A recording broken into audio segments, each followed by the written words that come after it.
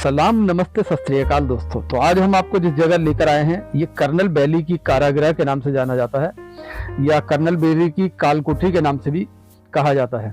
तो ये श्रीरंगापट्टनम के चट्टानी द्वीप के उत्तरी भाग में जो है 1 किलोमीटर के करीब चौड़ा और कावेरी नदी पर 15 किलोमीटर तक फैले हुए जो एक शासन था और ये किला था, उसके अंदर एक भूमिगत जेल है मैसूर के अंदर। खास मैसूर जो है कर्नाटका के अंदर है, जिसे 18वीं शताब्दी में मैसूर साम्राज्य के तत्कालीन शासक टीपू सुल्तान के शासनकाल के दौरान बनवाया गया था। तो ये एक सफेद दीवार वाली कालकोठरी है जिसका उपयोग ब्रिटिश अधिकारियों और सैनिकों सहित युद्धबंदियों को रखने के लिए किया जाता था।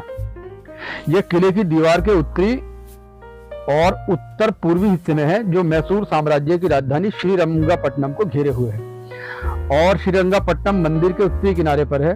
ये एक आयताकार गढ़ के बराबर में है, जिसकी अतीत में जो थी काफी नाम रहा है इसका, और इसे सुल्तानी बटेरी भी कहा जाता था। तो ये गढ़ था, गढ़ के नीचे कालकोठरी है जो किसी भी राहगीर की आने जाने वाले की नजरों से ओझल थी और आज भी है। तो मैं आपको देखिए, आप देख सकते हैं कैसा है। तो मैं इसका इतिहास भी आपको बताता चलूं। तो ये जो है ऐतिहासिक महत्व का श्रीरंगापट्टनम मैसूर के अंदर था। तो ये वाडियार राजवंश के साथ साथ हैदर अली और टीपू सुल्तान की राजधानी के रूप में भी ये रहा है। क्रमशः 1762 से 1782 और 1782 से 1799 तक यहाँ पर शासन किया गया, जिसकी राजधानी शहर के पश्चिमी सिरे पर अनियमित क्षेत्र में किले की प्राचीर से घिरा हुआ था और जिसका किले का जो क्षेत्रफल था लगभग 5 किलोमीटर था और चौड़ी खाइयां और ज्यादातर कई मतलब भुजाओं वाले बुर्ज और जो प्राचीर जो थे यहाँ थे। और उस समय टीपू सुल्तान की सेवा में जो थे फ्रांसीसी इंजीनियरों का ये काम था जो जिन्होंने बनाई। और द्वीप के उत्तरी हिस्से में सुल्तान द्वारा निर्मित गुंबददार कालकोठरियां जो या कर्नल बेरी की कालकोठरी या इनमान कोठरी और सुल्तान बटेरी का, जिसे सुल्तान बटेरी भी कहा जाता था, इनमान कालकोठरी भी कहा जाता था और कर्नल बेली की कालकोठरी भी कहा जाता था। तो इनका मुख्य उद्देश्य जो था ब्रिटिश सेना के सैन्य कर्मियों को कैद करना था, जिन्हें मैसूर युद्ध में हैदर अली और टीपू के खिलाफ लड़ाई लड़ी थी। तो 1761 से 1799 तक श्रीरंगापट्टनम जो था राजनीति का केंद्र भी रहा और ईस्ट इंडिया कंपनी की ब्रिटिश सेना के खिलाफ सुल्तान द्वारा तकरीबन 4 युद्ध लड़े गए। पहले 2 हैदर अली द्वारा और अंतिम 2 टीपू सुल्तान द्वारा। दूसरा आंग्ल मैसूर युद्ध 1780।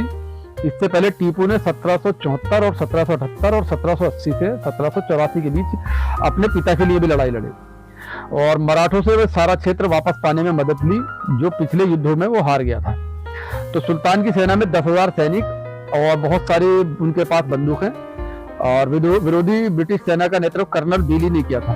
दुर्भाग्य से अंग्रेजों के लिए वो ये लड़ाई हार गए और कर्नल बेली और कुछ अन्य सैनिकों को युद्धबंदी बना लिया गया। विशेष रूप से निर्मित इसी कालकोठरी में उन्हें रखा गया।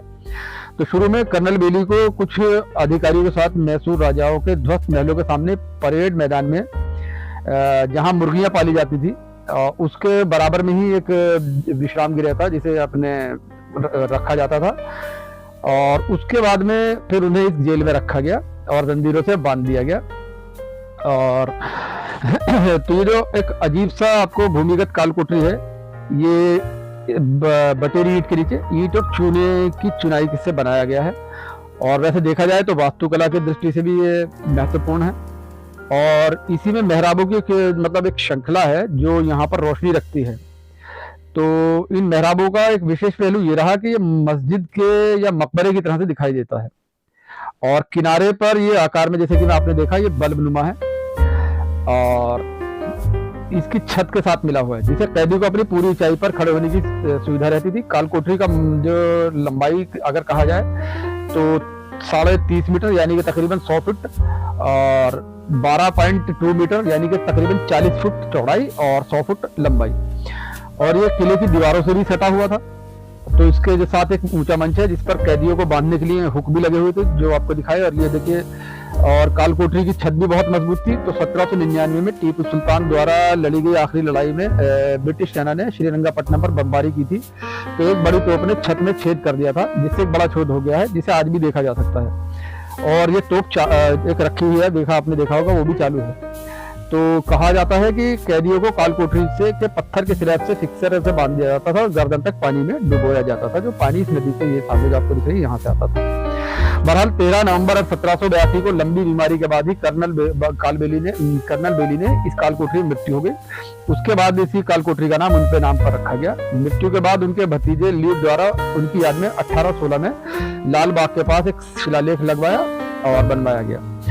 तो जैसे कि मैंने आपको यहाँ के बारे में बताया कि यहाँ पर जैसे भी ऐतिहासिक महत्व की बहुत सारी चीजें हैं, जिनमें मैं आपको आगे हैदर अली और टीपू सुल्तान का मकबरा और एक जामा मस्जिद और वो जगह भी दिखाऊंगा जहाँ टीपू सुल्तान की मृत्यु हुई थी।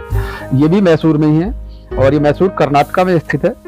तो दोस्तों आगे वाले व्लॉग तक बने रहिए और इस वीडियो को ज़्यादा से ज़्यादा लाइक, शेयर एंड सब्सक्राइब कीजिए ताकि ऐसी अच्छी जानकारी मैं आप तक दोबारा पहुंचा सकूं। अगले व्लॉग में जो मैंने आपको बताया वो दिखाऊंगा। तब तक के लिए शुक्रिया, गुड बाय, खुदा हाफिज।